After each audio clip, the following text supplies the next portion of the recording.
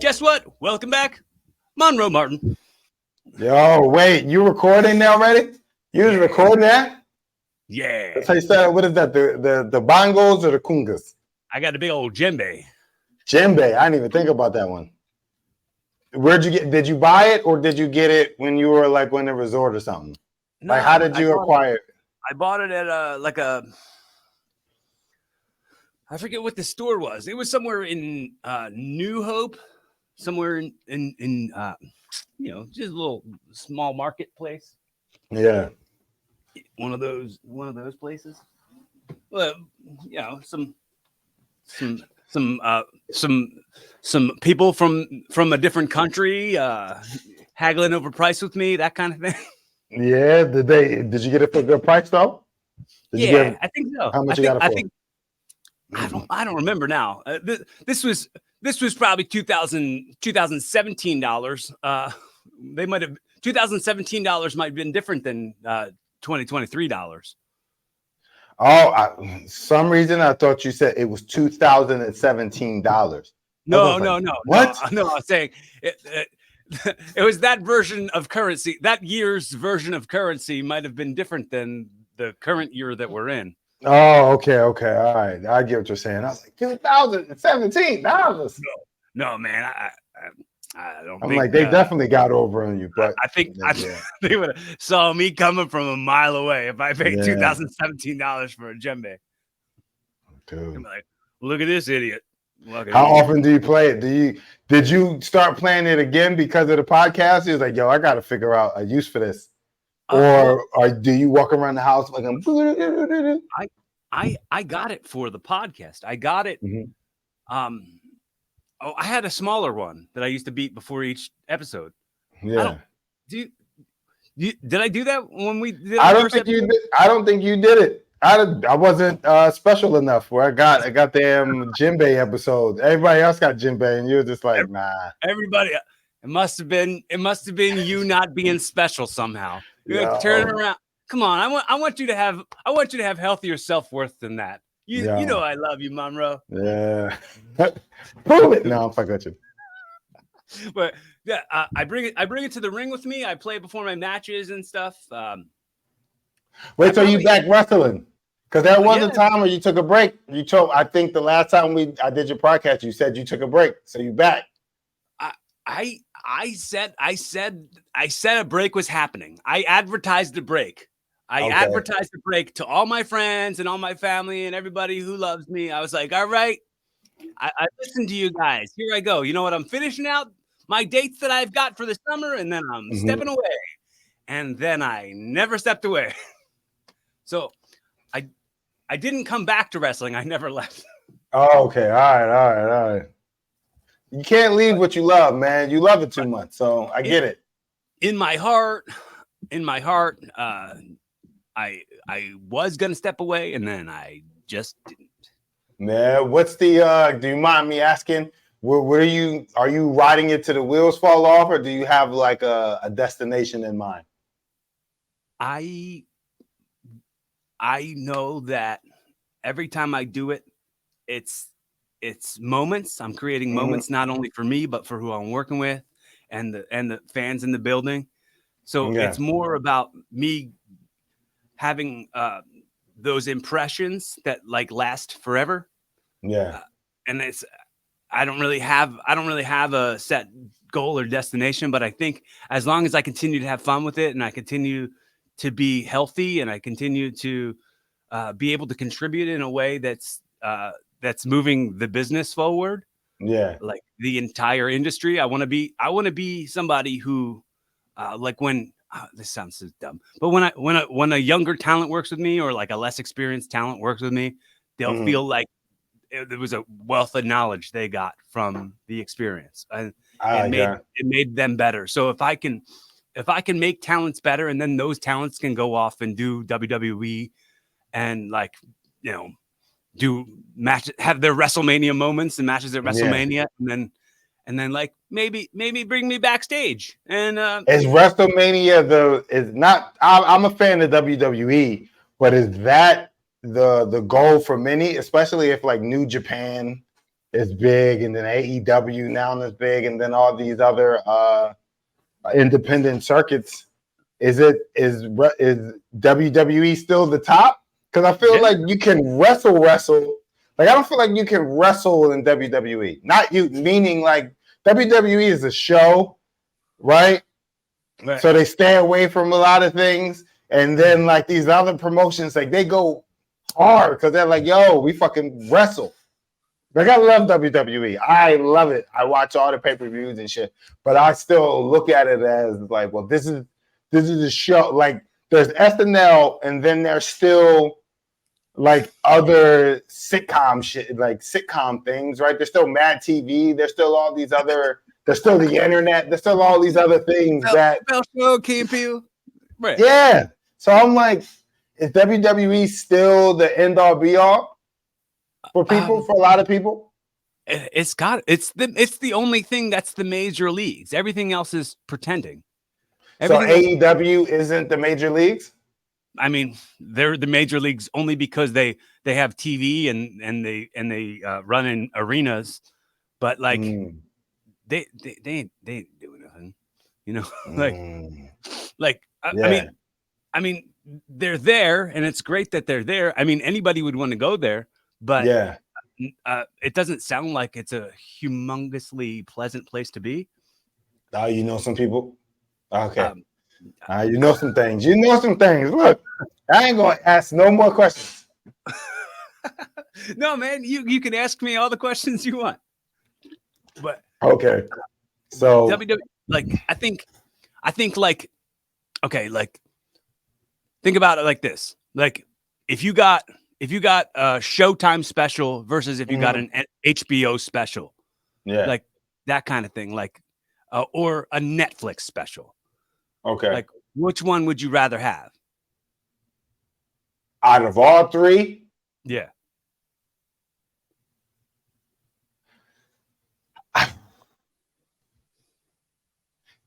Do more people have HBO than Netflix? Because I would take HBO if more people had HBO over Netflix. No, man, HBO isn't what it used to be back. Yeah, but HBO was still like.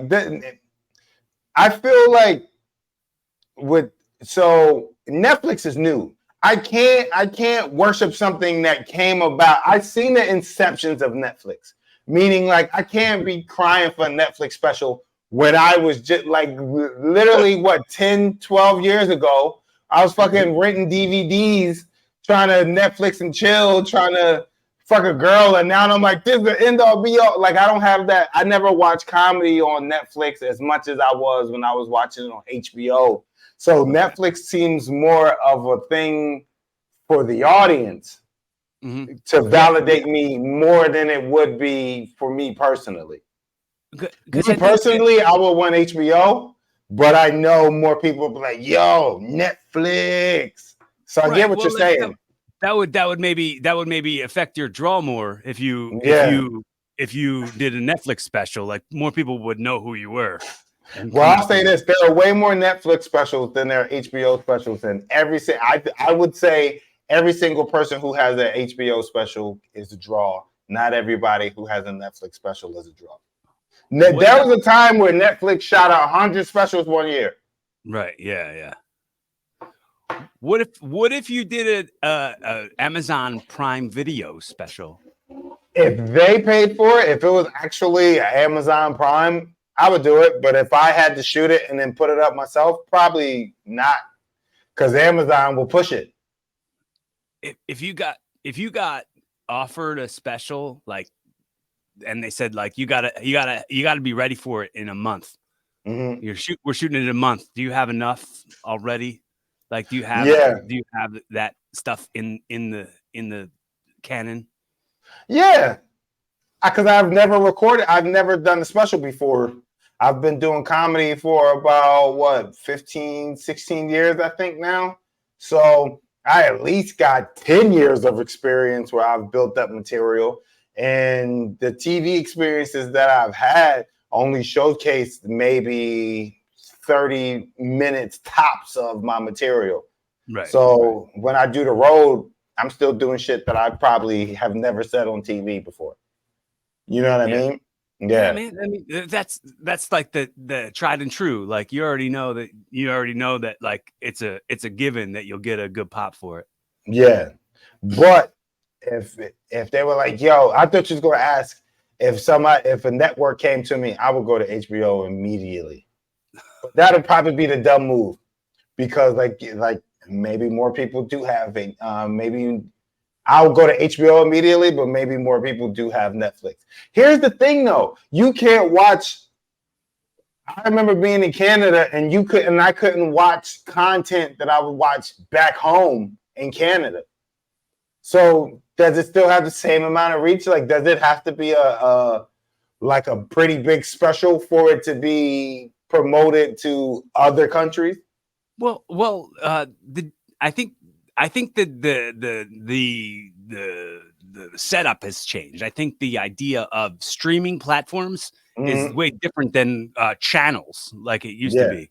Like I think if you do something on HBO, which is now called Max, it's not even called HBO anymore, but it would be on the streaming. No, that's two different things. So HBO still exists. Max just separated. So Max is like a CBS thing, or whoever owns whatchamacallit. So HBO proper is still around. HBO still does their thing.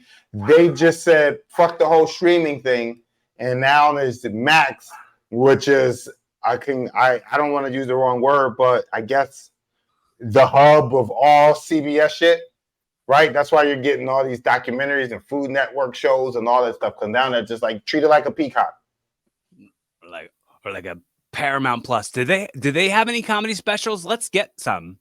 Paramount Plus has Comedy Central.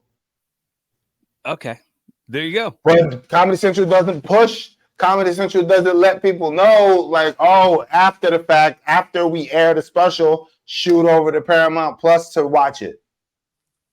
Do you think that Comedy Central is to comedy what MTV is to music videos? They were at one point, meaning what I'm saying, what you mean by they that. don't do it. They don't do comedy anymore. Like they don't do stand. Like it's not really a priority to them, like it once was. The same way. Yeah, I don't understand that priority. Yeah, I don't understand that. I feel like Comedy Central could have been the biggest comedy network ever because they're the hub of comedy. They have everybody's specials. Everybody's first special they should just be replete, just having those shits on repeat. But for some reason, they play The Office and other shows they've never paid for. That's the only thing that didn't make sense to me. I'm like, you didn't produce it. Comedy Central didn't produce it, and they didn't. And it's a syndication. So I'm like, y'all should be airing your original content along with specials. Most of the comics that I like today, I've met them through Comedy Central. Just watching them on Comedy Central. And Comedy Central doesn't do that no more. They should be able to air specials like The Box. That's who Comedy Central should be. It should be The Box. Remember where it was just fucking playing music video? It should just be after this special goes off, here's a new special coming up. Here's another special coming up. They get Black History Month. They could fucking just do everybody's special. They can have a new special, not a new special, but they can air a different special every fucking day. Fucking Asian Appreciation Month. Like they could have, the game on lock when it comes to stand-up comedy because they had so much talent come through there. They do, but they put it online on YouTube and stuff. Right. Yeah, like I kind of feel like there should be a stand-up comedy channel that's like on all cable networks. That is the Comedy Central stand-up, like 24 hours. 24-hour comedy, but now it ain't gonna happen now because TV's dying. Like the sitting down and watching TV. We're watching streaming now, right? Like everything is recorded stuff. Or recorded shit, on demand stuff. So I don't know if it can happen. And they're losing to the internet. Yeah. Well, like sometimes what I do is I'll go on to Peacock and you know how they have channels? Yeah.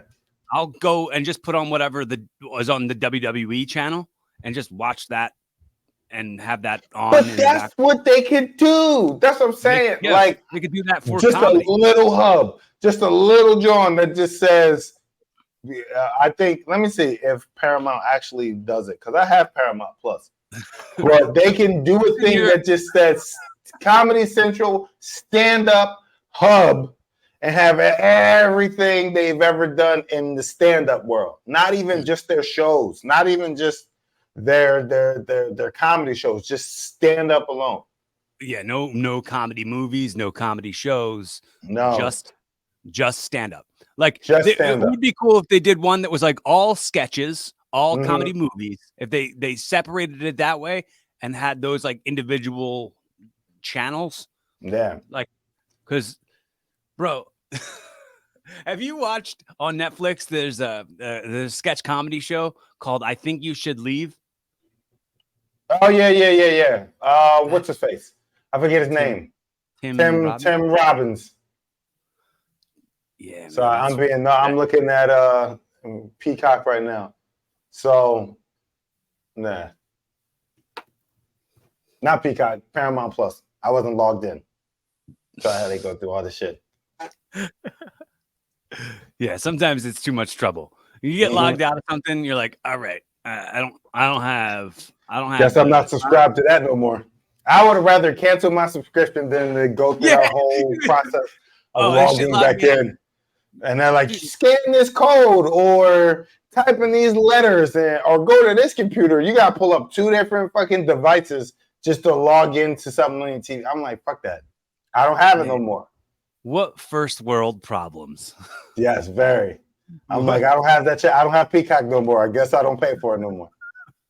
Guess I'm going to cancel that subscription. Once they log me out, it's done. You lost one. You lost me. Do you have any words or phrases that somebody could use that would offend you? Is there anything at all that somebody could do or say that would offend you, like deeply? Deeply? No, because they got to know you, right? It's got to know me to really get under my skin. Surface then, not super deep, but just surface. Like, is there something that comes up and you're like, ugh, that just really hit me in a way I didn't want it to hit me? And I don't know. Right off the top of my head, no. Okay. It is not. I don't know if that's a good thing. I don't know if that's a good thing. I'm in my head is in the clouds most of the time. I'm in my own little world. Yeah, you're high up there, man. Not a lot of people are breathing that same air. Yeah, no, like. But for like an example, this is a very surface thing, and it only has happened a few times. But when people talk to me about somebody they know who's in the sport of wrestling, in amateur wrestling or in collegiate wrestling, and they go, "Oh yeah, he's a wrestler, an actual wrestler." If they word it that way to you, they say that to you. Yeah.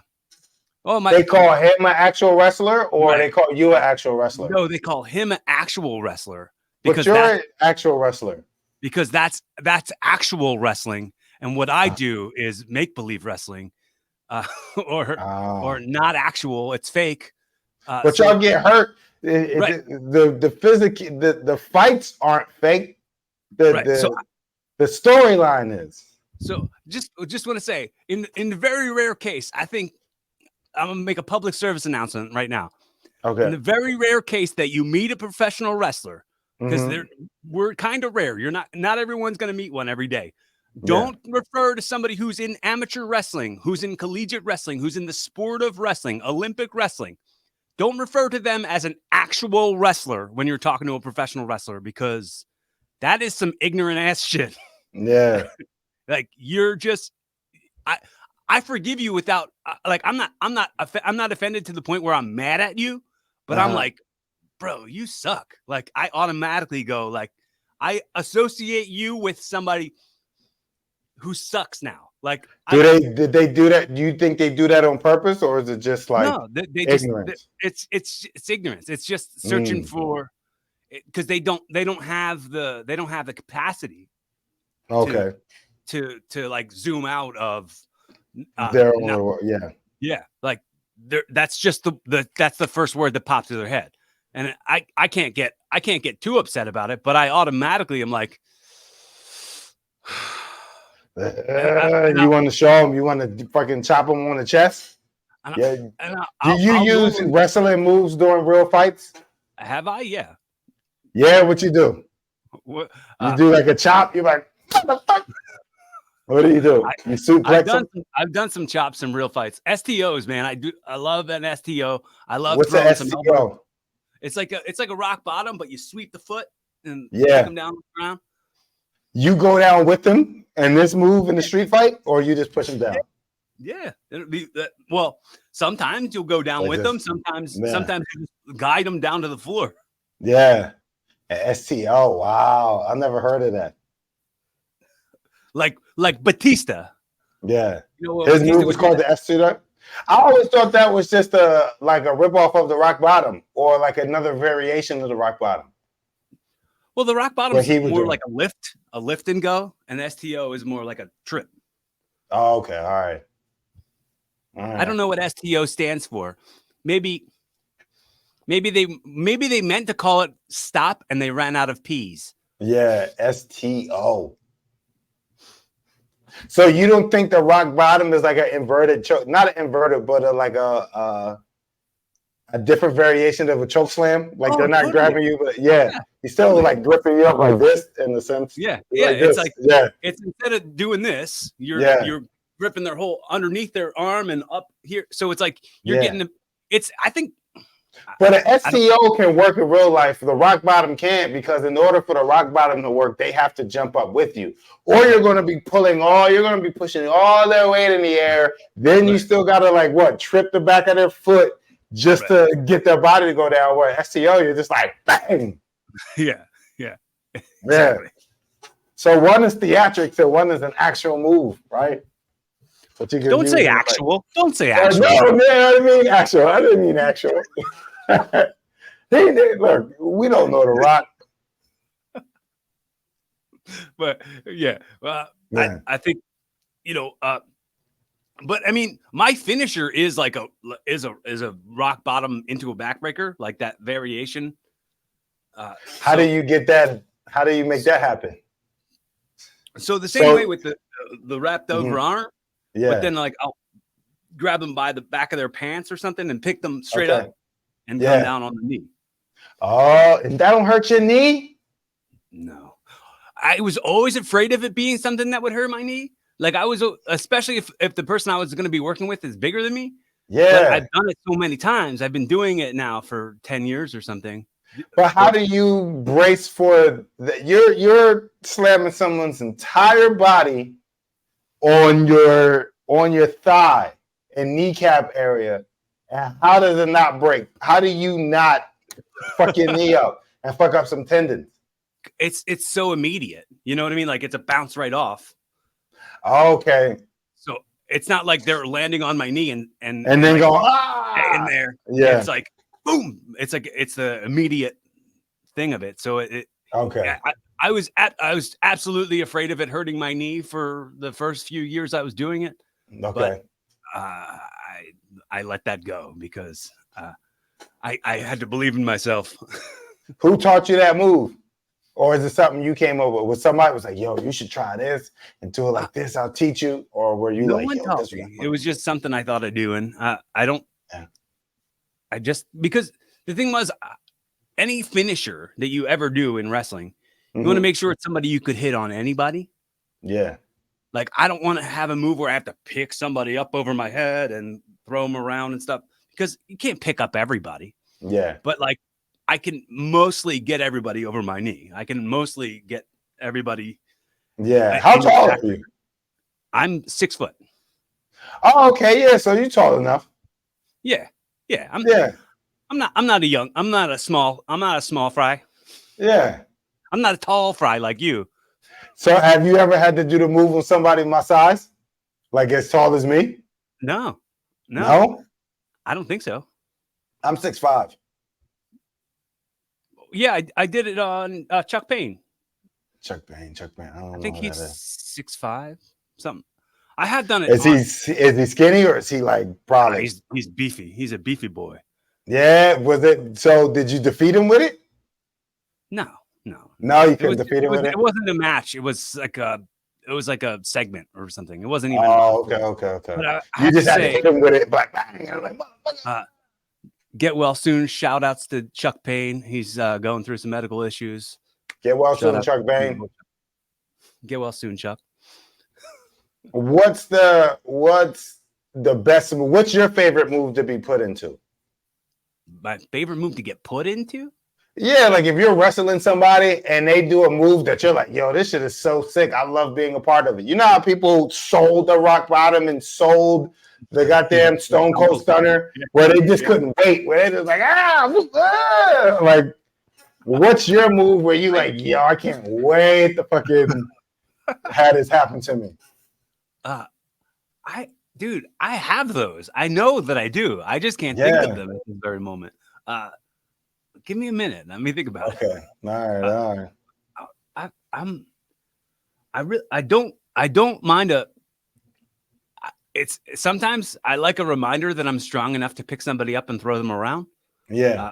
I never was like the first like chunk of my wrestling career. I never was able to like pick anybody up. I was too weak. So you're a high flyer. So were you like AJ Styles, where you're just jumping off of shit and kicking? Or how'd you make up for that if you weren't picking people up and throwing them around? I would do slams. So I would pick people up and slam them, but not like have somebody up, like an overhead press and shit. Right. Like I never was able to do anything like that. Okay. So whenever I do anything where it's like, oh, I can pick this person up. Like I love being able to like kind of proving that to myself. Okay. So I like, do you know what a tornado DDT is? A tornado DDT is no shit. It's not the one where you twist, right? That's you know what I'm talking about? Corkscrew backbreaker or corkscrew neckbreaker. Okay, all right. No, I don't know what that is. So like a tornado DDT is like when someone grabs you like they're going to DDT you and then they run up the ropes and then spin around. And I like that. That's a cool move. So like doing that, I like that. I'm like, I'll be able to hold the person up and be like, whoa, we're going to do a couple revolutions on this one. Yeah. Okay. All right. So, all right. That's kind of cool, I guess. Yeah, that is cool. Because you're spinning around and then you got to time it right to like get off your feet and do you spike it? Like, do you go directly on the top of your head and sell it? Or do you it depends on the wrestler? No, I don't do the spike. I'm not RVD, man. He's got a steel neck, I think. He got like neck problems, right? No, I imagine he would. Look at how he's been taking that spike DDT for. Dude, he used to come to comedy shows. He used to come to this comedy club called LOL Comedy Club in Times Square. He came like twice. Never spoke to him, but I was like, because I didn't want to nerd out with too many people. I was like, that's fucking D right there. Why wouldn't you want to nerd out, man? What are you scared of? No, I wasn't scared. It was just there was no other wrestling fans there. So no, like to the other comics, they're just like, why is he so excited over fucking this fat Jean-Claude Van Damme? Because he looks just like Jean-Claude Van Damme, but like bigger. Yeah. I think if I'm at a place, I'm just gonna say I'll put myself in Rob Van Dam's shoes. Not to say that I'm in those shoes, but let's say I'm someone of that level, and I go to a show and nobody knows who I am. If one of the comedians that I just saw comes out and knows who I am and are like talking to me about me, and I just watched them kill it. Yeah. Oh man, I'm buzzing. Well, then that's the thing. LOL Comedy Club was a terrible comedy club. in the sense of like I'm grateful that I was able to go there and really work shit out. But after a while, things started to fall apart, and it was like one of those type moments where you didn't even want to be seen there. Where if you went to that club, you fucking duck out real quick. Why was it so bad? What made it so bad? I don't even know, man. I think it was just that he didn't care about the comics at all. So he treated you more like he treated you like you worked there as like a server versus a stand-up comic who's just coming in to get some time and work on their craft and shit. Like even a green room was like hot and smelly. There wasn't really a green room. Like I was at that club from its inception when it bounced around, and it started off as just like a comedy club and one of those rental spaces like where people do Pilates and fucking like you were performing in front of a glass mirror with like a bar pole in the middle. Remember those? Like a ballet. Yeah, shit like that. So I remember it from there until they actually got a location where they actually like had chairs in the stage and shit. But they just stopped treating comics right, and then they didn't want to go up on the money. And then you get your money a week later, and it's just like, nah, this don't make no sense. Comedy ain't a job. Comedy is a passion. It seems like what in wrestling we would call that a carny promoter, some old expired ass, like not teaching, not like treating your talent like their actual talent and treating them like you're doing them a favor. Yeah. I really despise when people try to take away your hard work by acting like you wouldn't have your hard work had they not given you the platform to do it. Yeah. And that's shitty, man. It made me dislike the word opportunity for a really long time. Yeah. Because people just want to get over on you. People want to go. And they disguise it as an opportunity. Right. They go, well, we don't offer jobs. We offer opportunities. Like that's it. So basically everything I do and everything I do to build my name up, none of that means anything if you hadn't given me the opportunity. Like that you're canceling all my workout. It has nothing to do with me. It has to do with you giving me the gift of, come on, get over yourself. See, I don't think that he was like that. I just think he didn't give a shit because comedy isn't his world. He didn't start the comedy club because he was passionate about comedy. He started it because he was like, oh, this is a good business opportunity where comedy is it's a turnkey business. All you need is a sound system, a spotlight, and some desperate people who want to tell jokes. And people coming and they got money from the street team. So he had to make all his money from drinks, right? Because the street team keeps all the money. Or at least they give like a little kickback, right? Because the people in Times Square, they're selling the tickets for however much they want. And sometimes they'll sell them for $10 or sell them for $50 or whatever, right? So then when they get to the club has to scrap that and be like, well, we didn't make no money off the tickets. So now we got to hit them over the head for drinks and shit like that. So in his mind, he was just. But the Barkers were like selling them. So they weren't comics and stuff like that. Yeah, no, not at all. Here, buy these tickets. Yeah, they were just going around, buy these tickets, comedy show, and they have a sheet full of comics that had never performed at that comedy club, and they're like, "Here's the people you're going to see tonight," and then those people get there, and they're not going to see any of those people. If they're lucky, they'll see somebody on the rise. You know what I mean? They'll see a comic who's like about to break or about to do some dope shit, but they're rarely going to see a big comic. I think Bill Burr had a story there where Bill Burr went to the club because he was like, they were advertising my face, so I wanted to just pop in and do some time, and I think the dude just didn't let him on. It was like, nah, we're good, we're full, and treated him like a regular person. So he doesn't even have. Yeah, he doesn't even have his knowledge of comedy. He doesn't know what's going on in the thing. So I can't really fault him. He's just like, there's a room. This is the cheapest thing to put in the room. It's either karaoke or comedy. Right. Karaoke is cheaper than comedy, I'm sure. Karaoke Yeah, you sell more drinks doing karaoke. And also you don't have to pay nobody You don't gotta pay nobody. except They for just the people who sell themselves, yep, the host yep. or whatever. I think I'll do that. If I buy some property, I'm gonna definitely just invest in a karaoke spot. Never run out of money. Probably people ain't really doing karaoke like that. There should be a bar specifically for karaoke 7 days a week. You never been to Koreatown. How often you come to New York? Dude, I'm there for the reasons I'm there, and then I go. Like Oh. I was there this weekend for a wedding. I was there. I was in Brooklyn on Saturday.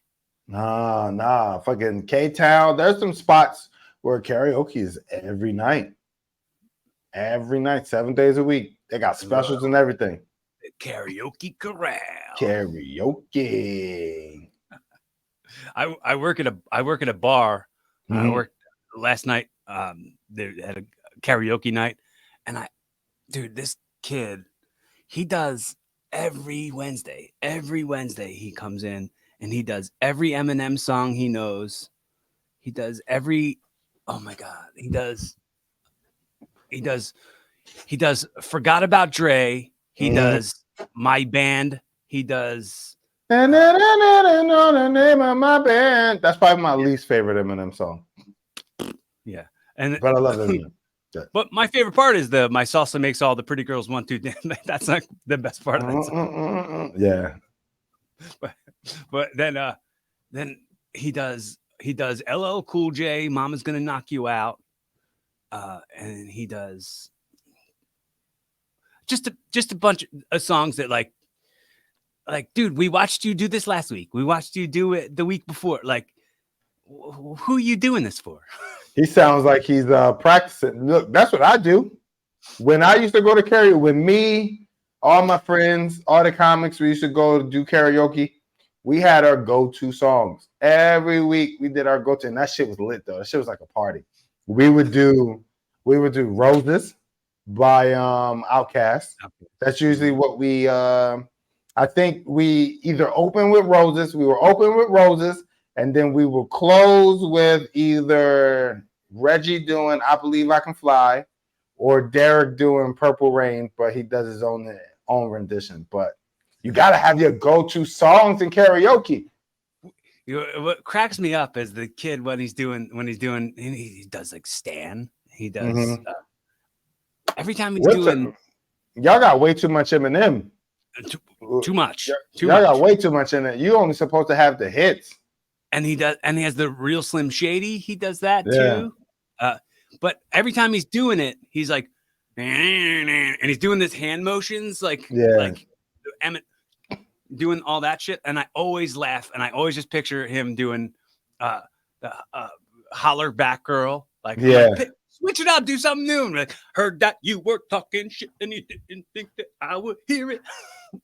But maybe he wants to be a rapper. He just doesn't have the confidence. Yeah. Maybe he's practiced. Yes. Is he a young dude or an older dude? I can't tell. I mean, he might be my age. I don't know. Damn. Who knows? I don't know. Let that man live. Let that man and take some of that Eminem off the damn karaoke. It's supposed to be pop songs and uppity shit. Yeah. He's singing Stan. He's singing He's singing that at karaoke. Come on now. There is some sad ass songs at karaoke. Yeah, get that shit out of here. Oh, karaoke is supposed to be fun, man. What are you doing? It's supposed to be up, and if you sing sad songs, it's like ballads. That's the rules. Sad songs are supposed to be ballads. Well, I think a good karaoke song is maybe Wanted Dead or Alive or something. Which one is that? What song is that? It's like Bon Jovi. I'm a cowboy on a steel horse I ride. I ain't never heard that song in my life. You about to play it? Oh, I thought you. No. I'm not about to get no copyright strikes on my YouTube. Yeah. But I'm not good at singing it. So I'm not good at singing at all. A lot of times people will be like, I'll say like, here's the song. This is the song that's stuck in my head, and I'll start singing, and they'll be like, I have no idea what you're talking about. And then I play it, and they're like, oh, that song. I'm like that too. At least my wife does that, but I don't think she'll ever agree with anything I say, because I think I got a really good ear for music. If I can hear like 2 notes. You can do this. You can be like, and I'll be like, oh, are you playing such and such? And they're like, yeah, how'd you know? I'm that type of person. And I can hum something, but to her, she'd be like, that ain't what it sounds like. And I'm like, that's exactly what it sounds like. So if I was like, you should be able to go, are you singing Eminem? For her, she wouldn't say that. She'd be like, what are you singing? What is that? The horse shit. Is that Dido? Is that Dido? Her name was Dido? It wasn't Ditto? No, I'm pretty sure it was Dido. Oh, I owe that lady an apology. I always thought her name was Ditto. I promise you I thought her name was Ditto. I think Ditto would be spelled with T's. I think it would be Ditto would be Ditto. Oh, I thought she was being cool about it. I thought she was like, you know what I mean? She was just funking it up a little bit. Yeah, I didn't know. I thought she was just like, yo, I got a song with Eminem because I'm street. You know what I mean? My name is Ditto, but I do 2 D's instead of 2 T's. Her name is Dido. That didn't make no sense. Is that her real name? Are you sure? I don't think anyone's ever had this kind of conversation on any podcast ever about if Dido was her real name. Somebody debunked that. I'm listening now. How you pronounce it?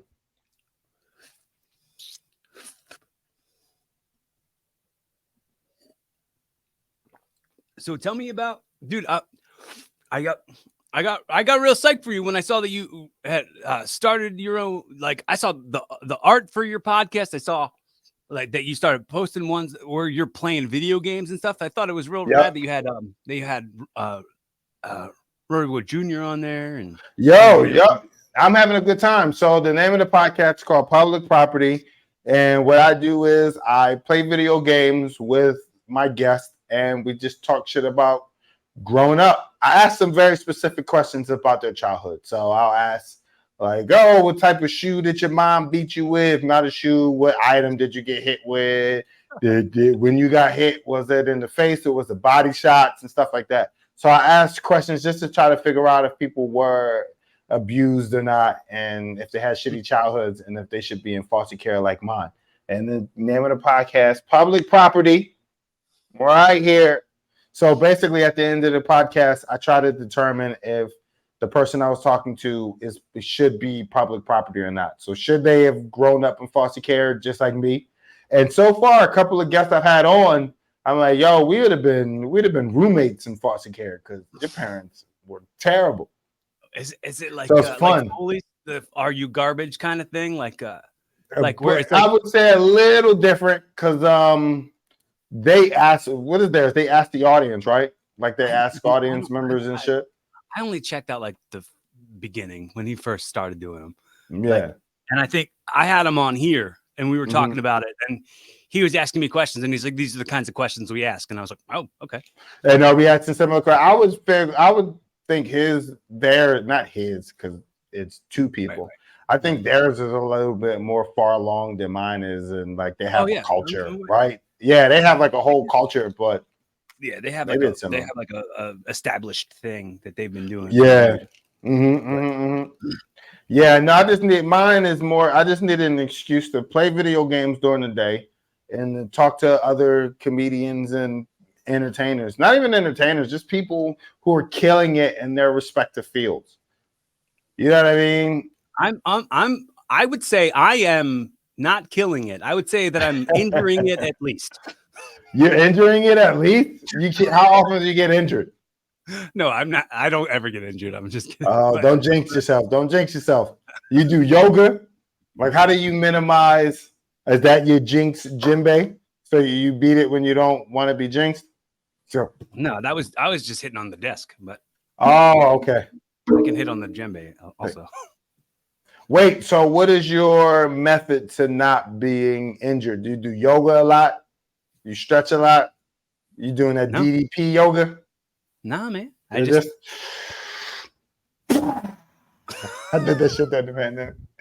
I was doing DDP yoga at Were the you beginning doing of the so? pandemic. Yeah, I did it during the beginning of the pandemic. You remember Richie Redding? That sounds super familiar. Richie Redding is to me, he's a Philly comic, but he's from Jersey. But I know him from Philly. He started in Philly, but he's from Jersey. But I always call him a Philly comic, Philly boy. He put me onto it because he was doing yoga.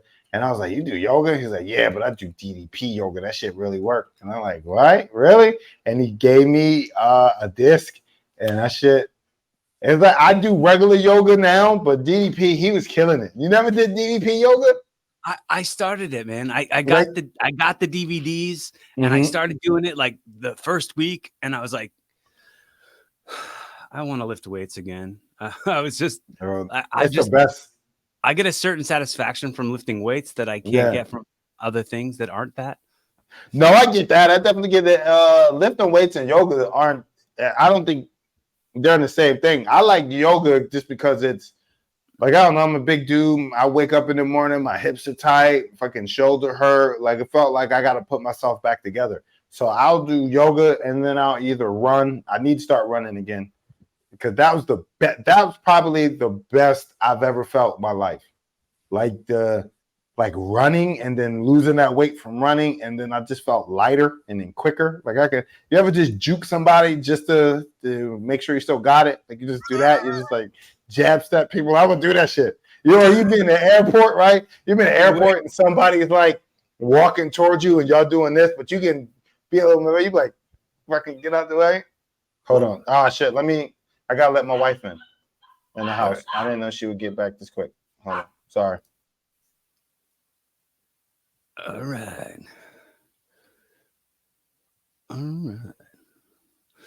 Everybody now.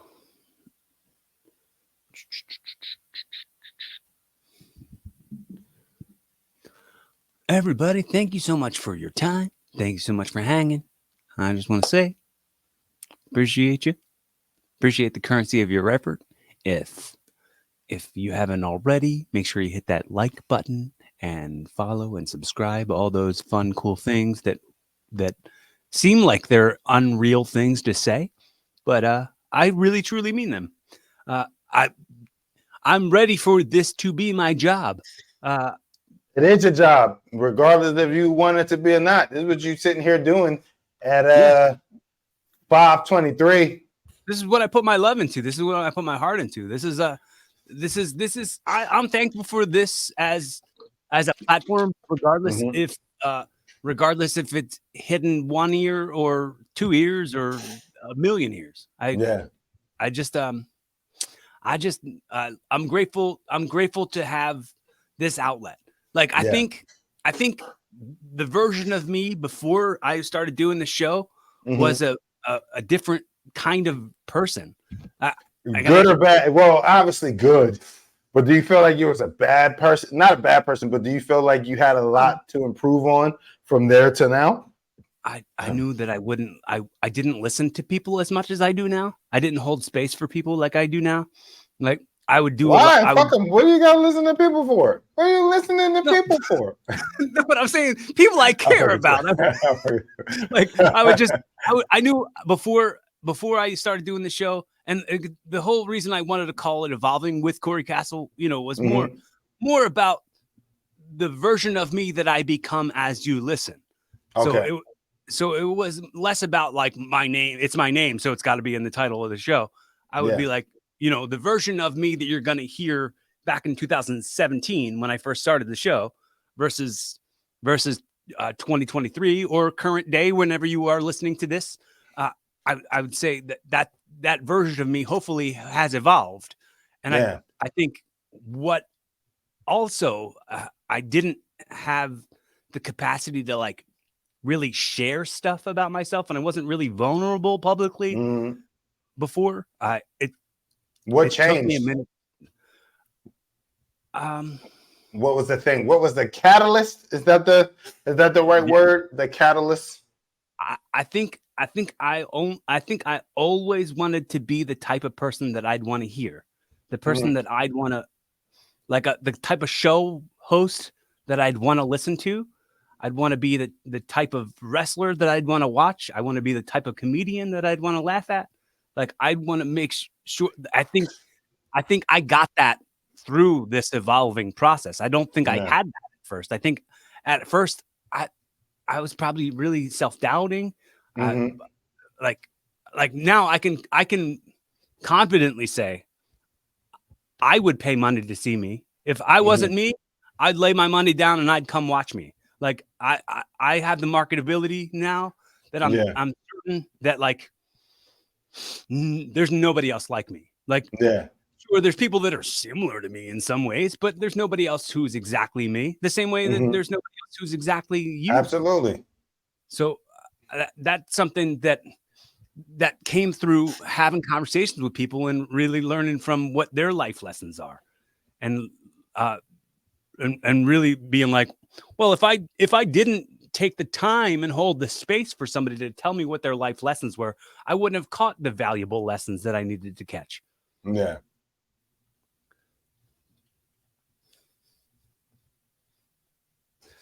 So I like that though. I was like, this thing, I couldn't say nothing. I was like, all right, I think that. I definitely understand that. What was you saying? I just my friend just brought up something you said to me on the episode that we did a couple years ago. And what was it? He said that you had asked me why I hadn't moved to New York yet. Yeah. And I said I couldn't afford it or something like that. And he said that you told me to rob somebody. Probably. He's like, yeah, just go rob somebody. You'll be all right. Just rob somebody. Well, hopefully you didn't really rob nobody, because then you would have to always rob people in order to even sustain anything. If I had robbed somebody, I would have maybe moved to New York by now. Yeah. I feel like, here's the thing, like outside looking in, New York is expensive outside looking in, but once you get here, it kind of the amount of work that you put in and the amount of exposure that you get from the work that you put in, it kind of starts to balance out. Like I know that if I lived anywhere else, I would be fine. I can live in any suburb in America, but living in New York, I live in a nice 2-bedroom apartment, but I know I can have more with what I have now than if I lived outside. But I just know not the opportunities, but the exposure that I get from here. Like there's some times where I'm like lazy and I'm like, man, I don't have nothing going on. I don't want to do shit. And then phone rings, you get a text or you get a DM or whatever, and that shit just the fact that I'm accessible keeps me working. That somebody can just be like, yo, can you fill in the spot at this club? Or yo, can you come do this club or whatever? And I can make money that way. So that's the thing that always kept me in New York. And also that's the thing that's like really important to why I tell people to live here. Cause I'm like, even if you're failing, you're still in the pool where if you're good, somebody's going to fucking pay you to do it. Where if you live in the outskirts or something, you got to work. I feel like you got to work twice as hard. You got to double down on the internet. Like there was a very long time in New York where I was living in New York and I was doing comedy, but I don't have an internet presence now, but I didn't give a fuck about it because I didn't really see the benefit of it until it started to change shit here in New York, where comics who have like hundreds of thousands of followers are bumping comics who have maybe 50,000 or 40,000. And I'm like, okay, this is another thing that I got to do in order to move up the rungs or the ranks a little bit. But I appreciate living here. And whenever I tell people that they should move here, that's my reason. Because I'm like, yo, you're just in it. So, and as long as you just do what you're supposed to do and you're running around and you're doing your spots, shit just happens and it comes together. And you won't even think about it. You won't even think about not making money because you will be. You know? Yeah. I don't know if that makes sense, man. I'm just rambling, but that was my whole thing. Like anyone I've ever told to come to New York who did it, they still here and they fucking working. Ian Finance is fucking killing it. I remember he made me do his, not made me, but he used to have a show in Delaware at some pizza shop, and we were sitting outside, and he was asking me all these questions. I'm like, moving to New York, X, Y, and Z. And like a couple months later, maybe a year later, he showed up with his fanny pack and his little mullet. You know Ian, right? You know Ian Finance, right? I don't know. You don't know Ian? Oh, no, damn. I thought you knew Ian. Nah, man. I mean, maybe, and I just don't. Yeah.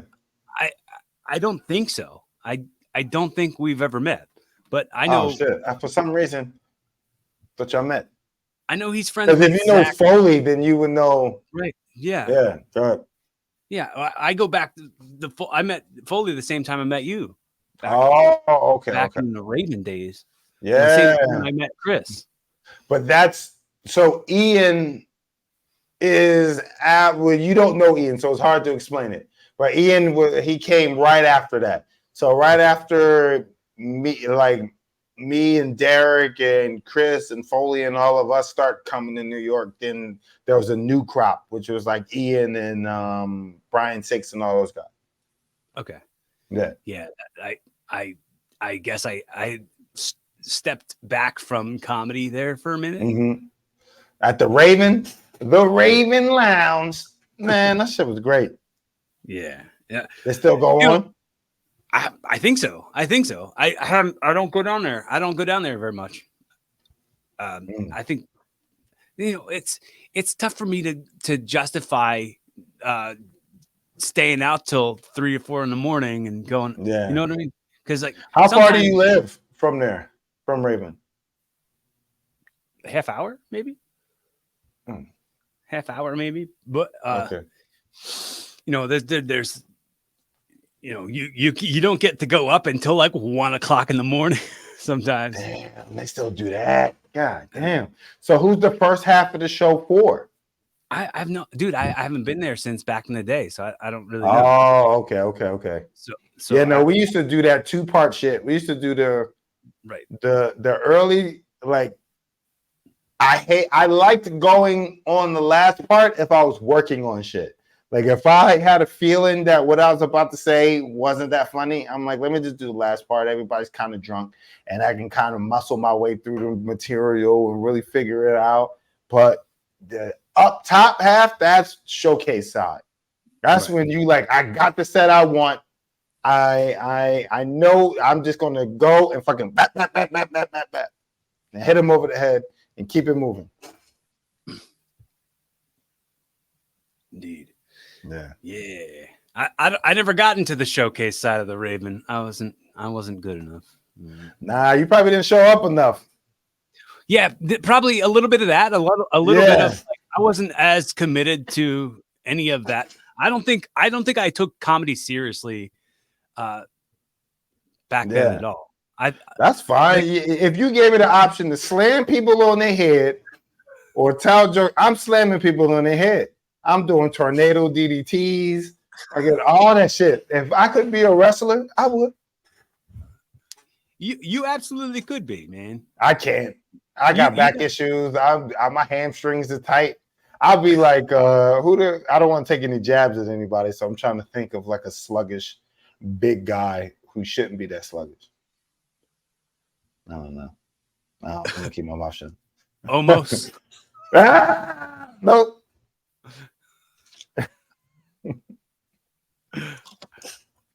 Yeah, man. You definitely have the personality for it and the product knowledge for it, like to be a part of the wrestling business. I think like you've always kind of had that. Yeah.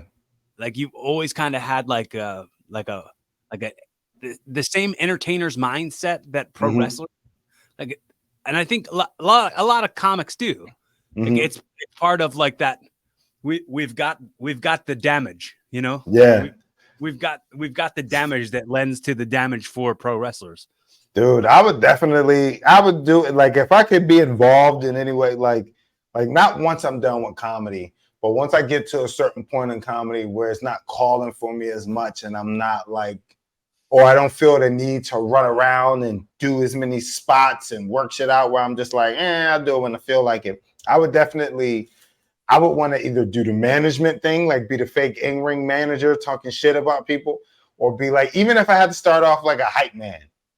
You know what I mean? Like even to start off as like so do you watch you don't watch AEW at all, do you? Did you see when Rick Ross came out? I just stopped watching it. I just recently stopped watching it. I was doing the whole Collision. I was watching Collision every Saturday, the Saturday show that was being booked like a wrestling show. And it was, I think CM Punk was booking that show. And now they just fired CM Punk. So damn, I don't really have a desire. Like I don't feel like there's anything in it for me. It just feels like friends playing pro wrestlers. Oh, so you know more than I do because you're an actual wrestler. Actual, see how I did it? Yeah, you like, but you see what I did right there, right? Yeah. Yeah. You're an actual wrestler, so you see it different than me. You see the whole. To me, I love the theatrics of it. I look at it as improv with physicality, even though it's not. It's like sketch and all that shit, but they slamming people on their necks and all that shit. I would do what Rick Ross did. I would be like an in-ring entertainer. I'll take a couple of bumps, but I don't think I would be the one dishing out the bumps. Dude, you be bigger. Unless it was like a fucking. You'd be bigger than every wrestler on the show. Yo, but I can't be like the celebrity dude can't be not celebrity, but I can't be coming in there choke slamming anybody. I'm not Jake Paul or not Jake Paul, Logan Paul. Yeah, dude. Who's actually good. Who's actually fucking good.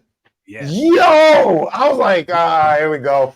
I'm about to stop watching. And then you just see the moves that he did. I'm like, this guy's actually a good wrestler. It's like somehow he's built for it. Like somehow, like he must have been somebody who grew up watching it. Yeah. Like nobody just is that good. Like nobody just like picks it up that quick and picked it up and ran with it. With it. I would say combine that with good coaching. Good coaching. What else? Well, he also came in a good angle. He came in as a heel, right? Or just not even a heel, just an unlikable character and all that stuff. And I feel like most of the time when they bring in celebrities to wrestle or do that run, they're never a heel. They're always like babyface and all that shit. And they got to be likable. Like they did that with Ronda Rousey where she came in and she was like babyface and all that shit and Bad Bunny. And you're like, all right, now you know what? Gonna be bad. And then fucking Logan, I'm saying it right. It's Logan, right? Yeah, yes. Logan Paul fucking coming there. Even his, I don't want to say outfit, even his ring attire is dope. It's like the what is that shit called? Cobra Kai-ish, where he looks like the bad guy from Cobra Kai. I was like, yo, he got consultant or something. Somebody sat down and was like, yo, this is the direction we should move you in, and this, that, and the third. I think that they have what's called creative services up in WWE, and they map out what they think your attire should be. Yeah, like they map out like what they think. Like I know that they did that with like The Undertaker back in the day. There's like blueprint drawings of what The Undertaker would eventually come to look like. Okay, so I didn't know that. I think they still do that. I'm not certain. I would definitely be a writer for wrestling. Yeah, if I could write for anything, it'll either be a TV series or wrestling. But I heard that you can't be a wrestling fan and write for wrestling. I don't know if that's true. That they want fresh takes, so they don't want like super fans and people who are just going to repeat storylines from back in the day. I think that idea is kind of dumb. Like I think only people who. Not only people, I don't want to say only, I'm not excluding anybody, but I think you'd have to be somebody who's familiar with the product, familiar with the presentation of professional wrestling to be able to tell like a wrestling story or write a wrestling story, like, because otherwise it's just going to be nonsense, right? Yeah. But maybe that's the way they do it. I don't know. I've never applied to be a writer for the WWE. I should. I may. I think I may.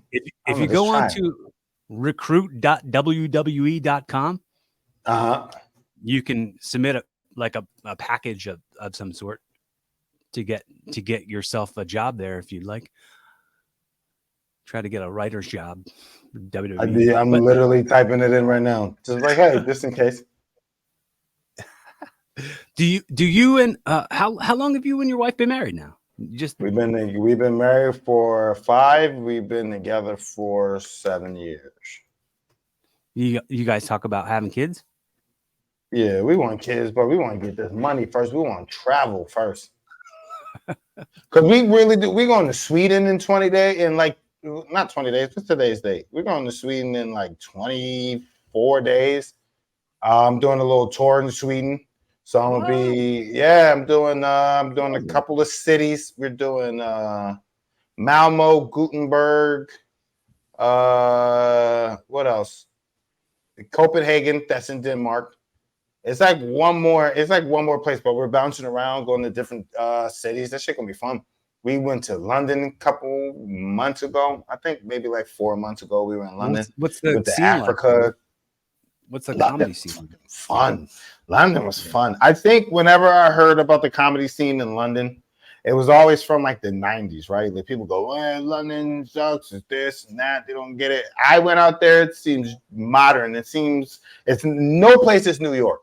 And I think it's very unfair to compare any other place to New York. LA ain't New York. Chicago ain't New York. No place is like New York. New York is just its own spot, especially for comedy. There's an industry out here, right? Out there, everything is spread out. Like there's a lot of comics doing it, but not that many of them are like doing one show and then running to another show and trying to get 5 sets in, right? And I think when your scene isn't like that, it's a little different. When everybody's ripping and running, then comedy is an industry there, right? That means there are people coming to shows. There are a lot of comics. There's a demand. The comedy is big there, but it's not like you can run around and do 5 shows a night. But the comics that were on the show were funny. I did 4 shows. Yeah, I was there for 10 days. I did 4 shows, maybe 5. And every show I was on, there was always comics on there killing it. And I don't know if that was just the shows I was on, but every show I was on, motherfuckers was killing it. And I remember hearing like, English comics, they talk slow and this, that, and the third. They don't really have the tools that American comics had. And a lot of these people were fucking murdering. They were going up fucking slaying. And I think comedy has changed because of the internet. Before, you would, if you wanted to study comedy, you would just watch a tape, right? You would watch your favorite comic. You had to go to like a Blockbuster or a Netflix or a library or know someone who had like a DVD or whatever. So your knowledge of comedy was whatever you had access to and whoever you can see on TV. But now that the internet exists, you can study whoever the fuck you want. You can watch as much comedy as you want. And I think that's what's happening now is that all these places, especially London, we have comics who are growing up off of watching this shit online. So they can just sit home and do a crash course and fucking watch like 10 hours of stand up and study it. Structure a set and jokes and really build. Yeah, that's it was awesome. Different. Like I remember when I was going out there, people were like, I heard they suck out there. I heard it's gonna be terrible. They're gonna do 20 minutes, only 15 gonna be funny. That wasn't the case. Most of the shows all of the shows I went to, people were going up there, and I would sit in the room and watch. People were going up there and smashing and having a good time. And if they weren't smashing, they were still comedically savvy enough where I'm like, oh, this person understands timing. It's fast. They build up a rapport with the audience quickly. So I had a good time over there. You ever see the documentary about what? I think it's called "I Need You to Kill."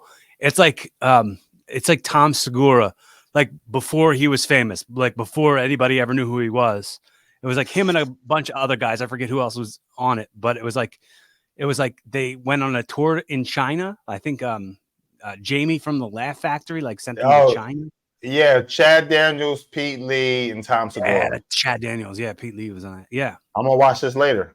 And it was them doing comedy in China. I did comedy in China. Yeah, rad. So then you would probably really like this documentary. All right. What was their experience? Did they have a good time or were they bitching? Yeah, it seemed like they were killing it. It seemed like they were having a really good time.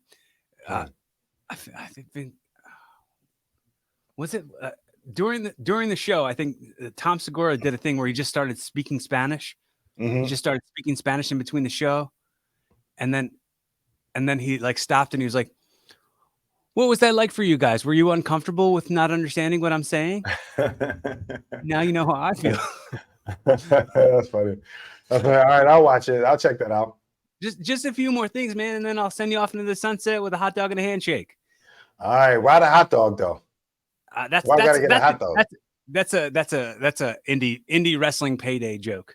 They go, okay. They don't pay their talent. They just give them a hot dog and a handshake as their payment. Oh, well, Toure, there's a comic named Toure. He used to say, don't eat the chicken wings. If you ever do a hood show or a show that you're not too sure if they're going to pay you or not, don't eat them chicken wings. Don't eat any of those food. Don't eat any of that food until you get your money. Because they'll act like that similar thinking. Yeah, they'll be like, you ate, right?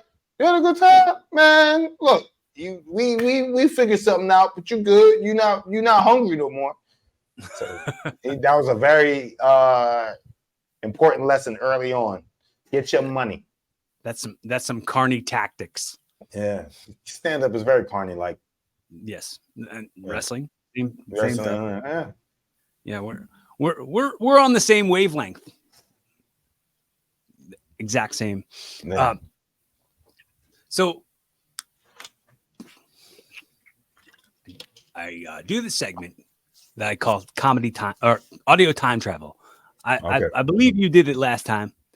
I'm not sure if you remember, but probably not. Right. I'm be honest. You didn't remember the djembe drum. Yeah, you watched the episode. Did you have the djembe drum in the first episode? Probably. Ash, your producer, is he there now? I don't have a producer. Oh shit, my bad. I'm my producer. There is no producer. But I'll ask myself later today. All right. I'll go back into the archives and check it out. But audio time travel is, I'll say that this footage, this recording, this audio is being listened to by somebody 20 years into the future, right? Yes. So we did this before. Your wife, your kids, they're gonna hear this one day, and they're gonna hear a timestamp of right here and right now. Yeah. What are the words that you're saying to them to inspire them to be a better version of themselves? My kids, I'm like, take your ass to sleep. Put that phone down. Take your ass to sleep and cut them lights out. That's what I'll tell my kids. You better cut them lights out. I don't know why. I just feel like that's what I heard a lot growing up. Cut them lights out. I can't sleep. You better figure it out. You better shut your eyes. Like that was the cure to sleep. You just couldn't sleep. Close your eyes. Sit still. Lay there. I don't know. I'd say don't take everything so serious. I guess that would be my answer. I feel like that was my answer the first time is don't take everything so serious and enjoy this shit. And it'd be the same thing, man. Learn from your mistakes. Take lessons, not losses. And it's just enjoy this shit. Because it's going to end. Going to die. So why be so fucking... Like Joker said, why be so serious? You're gonna die. So whatever is gonna happen is gonna happen. Fate is gonna happen. I'm not saying don't try in life or whatever, but like fate whatever your fate is, whatever's going to happen is going to happen. So you might as well lean into that shit. Have fun in life. Don't be a bad person. Don't be an asshole. And just, yeah, man, fucking be the light, baby. Shine in this bitch. What I'm picturing is that whoever's listening to this, who's trying to see what Monroe Martin's like in 2023, is probably also going to be downloading the last episode that we did and be listening to them back to back. They're gonna be binging. He said the same thing. It's gonna be the same thing. They're gonna be like, "Yo, he's really consistent." And I thought he was gonna give us something new. Nah, because that's the most important thing. I feel like in life, dude. That is something. That is something that doesn't expire. Those words are exact infinity. Yeah, because that's the truth. Like, I feel like we all look for secrets, but the secret is like my wife used to say this to me because like not bad shit, but one time, like, I forgot what happened. I had lost something, and then I didn't get a job, didn't get a gig, and all these things were just happening back to back. She was like, "I think you're attracting bad luck to you." And I was like, I think so too. Because it's like your outlook on life sometimes when you're just so in your head and you're just like, whoa, it's me, that you forget that you just attracting that shit to you. So if you just let loose a little bit, loosen the fuck up and have fun with whatever situation you're in, as long as it's not like a dire situation, as long as you're not on the street getting your ass whooped or in a dangerous situation, you good, and just fucking have fun and keep creating and do shit that make you scared in a good way. Don't, like, if it's some like stupid shit, don't do it. But like, do things like if you're like, oh man, I got a talent, but I'm afraid that everybody will judge me, then you should do it. Because they're going to judge you regardless. They're going to judge you if you do it or don't do it. They're either going to say, this nigga always, sorry to drop the N-word on your podcast. They're going to be like, this motherfucker always talking, they ain't never going to do it. And then you got to deal with that. Or would you rather them say shit like, such and such doing this little thing, but they ain't really that good at it. You at least in action. You're at least doing something. You're at least fucking taking risk. And that's way better than not doing it. People who say things are always going to be there saying things. Like, no matter what, because they ain't doing shit. Whatever you do or you don't do, there's going to be somebody there who's going to say some stuff. And if you ain't doing, you're going to be the person talking. You're either a spectator or you're a participator. Those who can't talk. They don't talk at all. You know what? There was I remember LeBron posted this thing a long time ago. It was called The Man in the Arena. And that was basically like what that whole thing was. It was just like, yo, like only the people who are in the arena and giving their lives every day, the gladiators, only they can really talk shit and say things, so they're the ones showing up every day. Everybody else is there for entertainment. They feel emotionally invested, but they have nothing to do with it. So you just kind of got to see that, know that, and then keep it moving. So what I'm obsessed with, and as a part of why I wanted to start doing the show, and I think I've said this to you before in the past, but I think having conversations on the record are important. Having the record of us and our friendship and the kind of conversations that we can have is important. I think I think it like it's a timestamp on who we are and why we're the way we are. When I started doing the podcast, my mom had a CD that she had burnt that was filled with voicemails that her mom and her best friend who had passed, all on that CD. And she said, in justifying doing that, she said, you know, like when somebody dies and you forget what their voice sounds like. And I was like, I don't ever want that. I don't ever want that. I want for anybody who loves me to be able to go back and watch the evolving of Cory Kastle. I want them to be able to hear messages that I've got to say. Like, I want to say on the record to you how important it is to me, how precious and how much I value the currency of your effort and your time, because effort and time mean more than money these days. Absolutely. You don't get no money if you don't put in effort or time. Right. And you know, you you Yeah. you really I wanted to say, like, I know, like, when I had Cotton on, it was like I wanted to say, yeah, I wanted to say to him on the record, and I love that, like, in those conversations, those were early days of me doing the podcast, so we were in the studio, and he was like, I was telling him, like, I I know, like, I know that you're gonna blow up, but I just want to tell you, like, before it happens, that I already think you're a superstar, and I love you, and I think you're hilarious.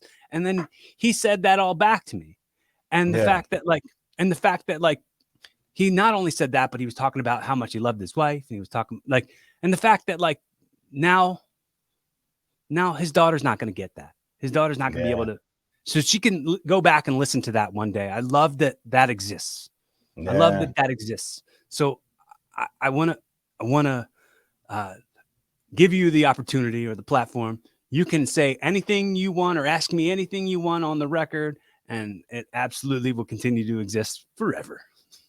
Oh, I get to ask you a question? Yeah. I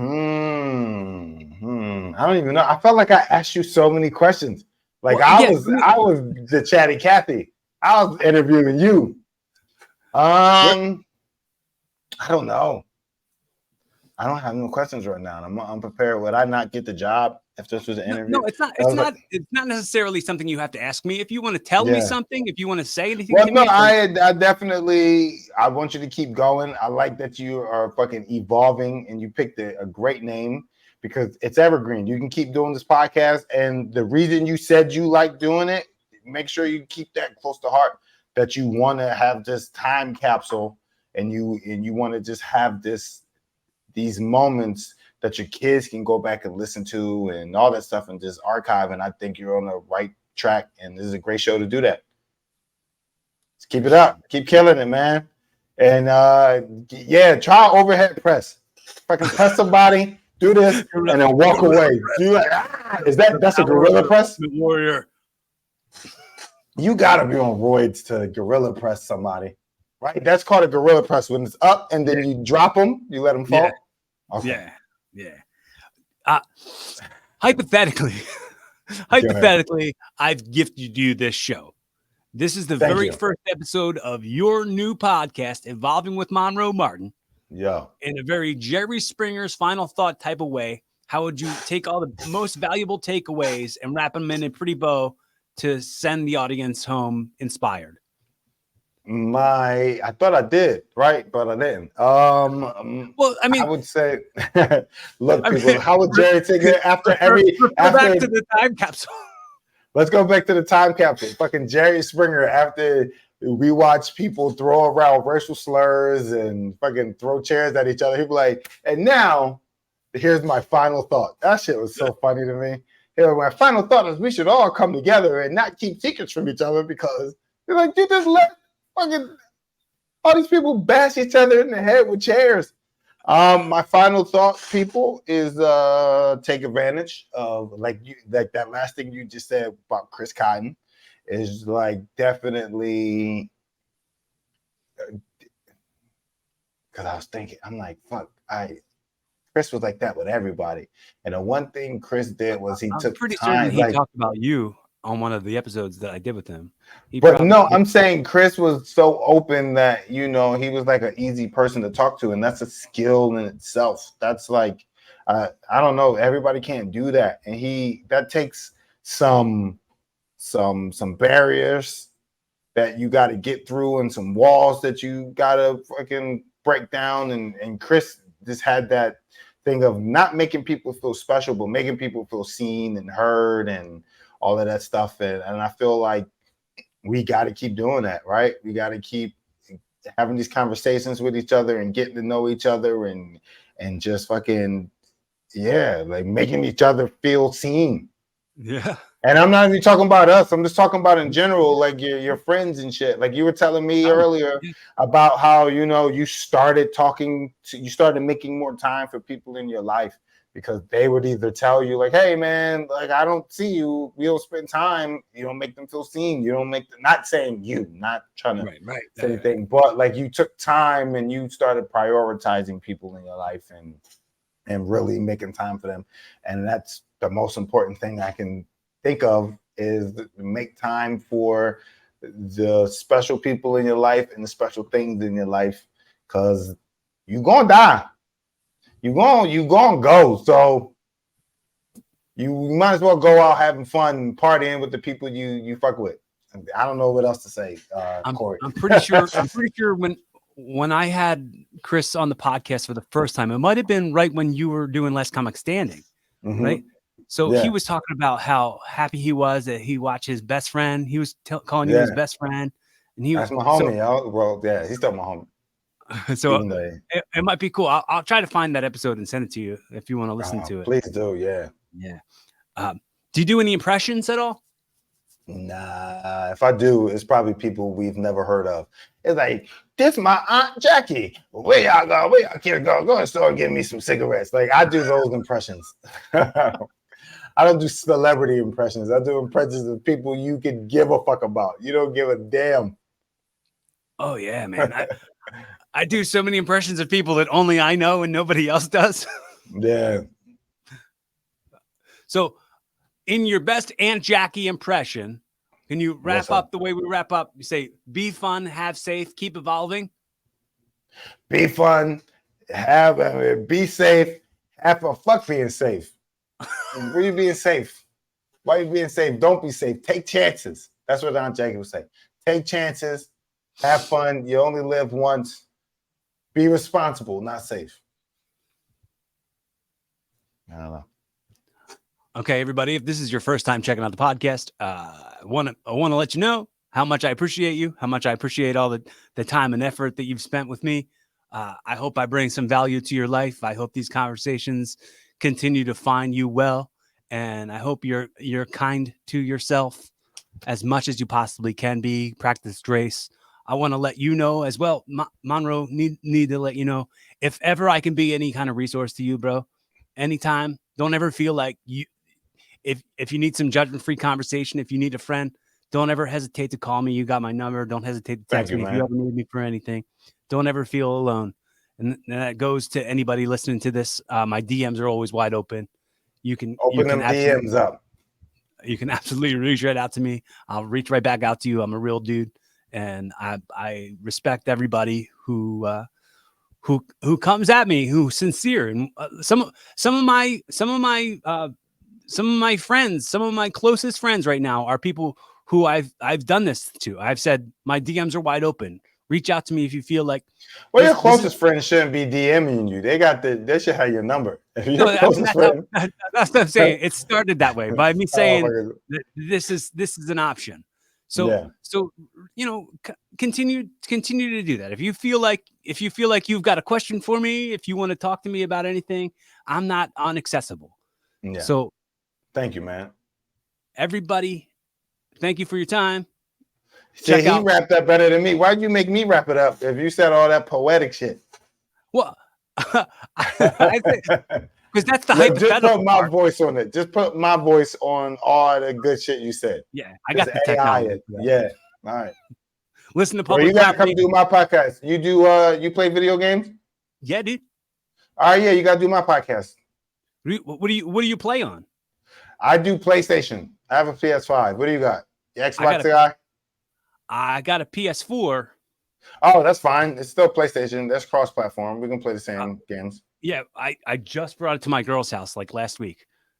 Okay, all right. Yeah, so then I'll wait until you bring it back to your crib. Okay. I'll hit you up. I'll give you enough time.